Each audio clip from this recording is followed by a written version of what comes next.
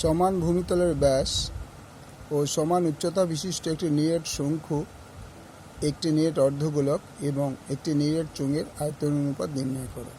তাই প্রথমে মনে করি সমান ভূমিতলের ব্যাস সমান ভূমিতলের ব্যাস ইকুয়াল টু আর একক এবং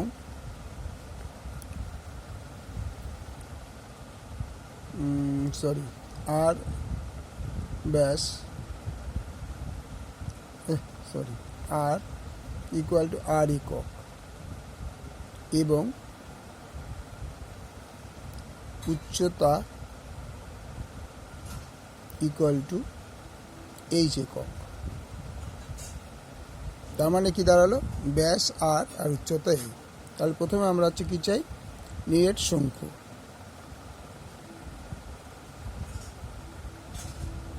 এটা উচ্চতা আমরা ধরে নিলাম এইচ, আর এই ব্যাসটাকে আমরা ধরে নিলাম আর। তাহলে নিরেট শঙ্কুর আয়তন, নিরেট শঙ্কুর আয়তন equal to 1/3 pi r square h. আগে বলে রাখি, ভূমিতলের ব্যাসটা কিন্তু আর দ্বারা ইন্ডিকেট করা হয়েছে, ঘন একক। তাহলে 1/3 পাই আর স্কোয়ার ইন্টু আর, যেহেতু সুতরাং এইচ ইকুয়াল টু আর। তাইলে এখানে এইচের মধ্যে আর লিখতে পারি, equal to pi r cube 3 ঘন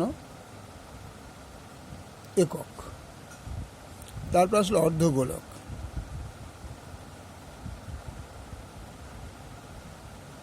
এই অর্ধগোলকের ব্যাসটাও আর, অর্ধ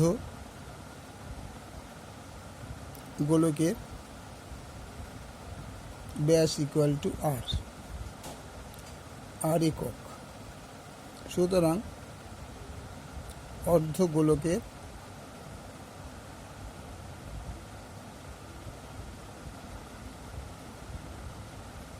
আয়তন equal to 2/3 pi r cube ঘন একক।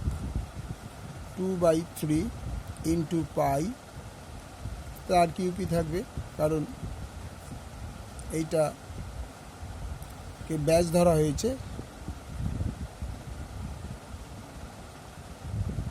তারপর আসবে চোঙের আয়তন,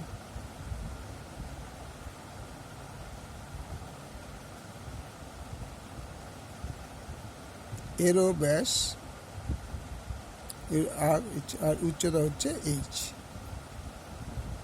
তাহলে নিরেট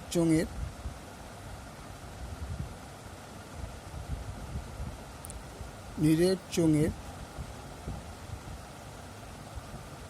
ব্যাস ইকুয়াল টু আর একক, উচ্চতা ইকুয়াল টু এইচ একক। সুতরাং নিরেট চোঙের আয়তন, নিরেট চোঙের আয়তন equal to pi r square h ঘন একক। যেহেতু আর ইকুয়াল টু এইচ, সেই জন্যে পাই আর স্কোয়ার ইন্টু এইচের বদলে আর ঘন একক। তার মানে পাই আর কিউ ঘন একক। সুতরাং শঙ্কু অর্ধগোলক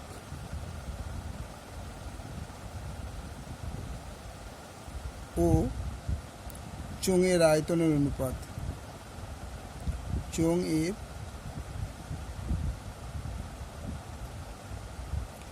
আয়তনের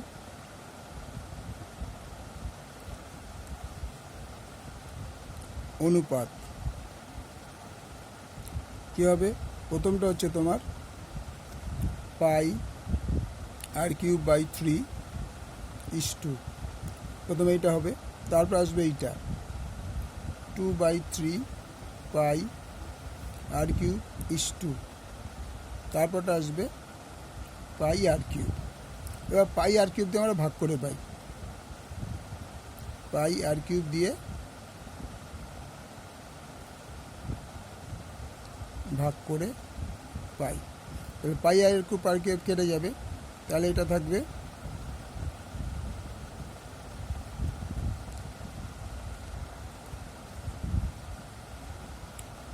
1/3:2/3:1। এবার 3 দিয়ে গুণ করে পাই, গুণ করে পাই 1/3 ইন্টু 3, 2/3 ইন্টু 3, 1 ইন্টু 3,